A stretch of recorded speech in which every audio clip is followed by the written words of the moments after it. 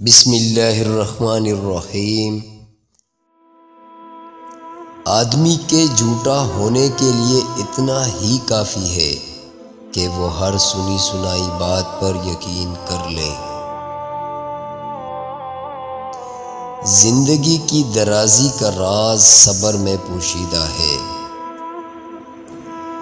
میرے پاس وقت نہیں ہے ان لوگوں سے نفرت کرنے کا جو مجھ سے نفرت کرتے ہیں، کیونکہ میں مصروف رہتا ہوں ان لوگوں میں جو مجھ سے محبت کرتے ہیں۔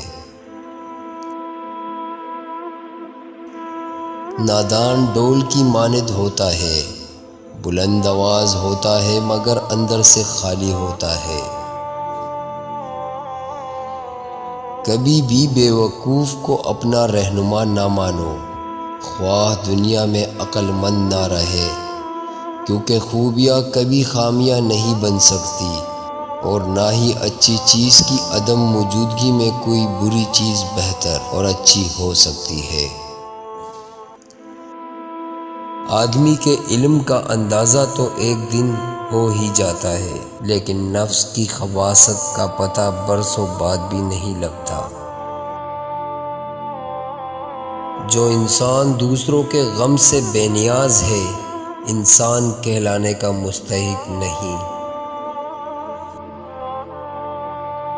میں پوری زندگی دو بندوں کو تلاش کرنے پہ بھی تلاش نہ کر سکا، ایک وہ جس نے اللہ کے نام پہ دیا ہو اور غریب ہو، اور دوسرا وہ جس نے ظلم کیا ہو اور اللہ کی پکڑ سے بچ گیا ہو۔ انسان بھی کیا چیز ہے، دولت کمانے کے لیے اپنی صحت کھو دیتا ہے، اور پھر صحت کو واپس پانے کے لیے اپنی دولت کھو دیتا ہے۔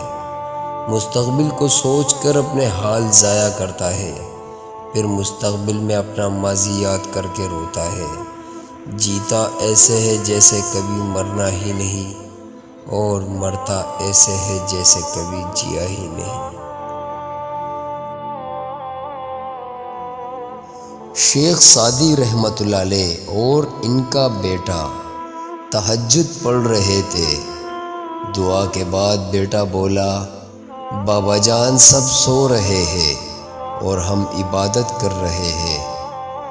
شیخ سعدی نے اپنے بیٹے کو جواب میں کہا، اگر دوسروں کی عیبوں پر نظر رکھنی تھی تو بہتر تھا کہ تو بھی سویا رہتا۔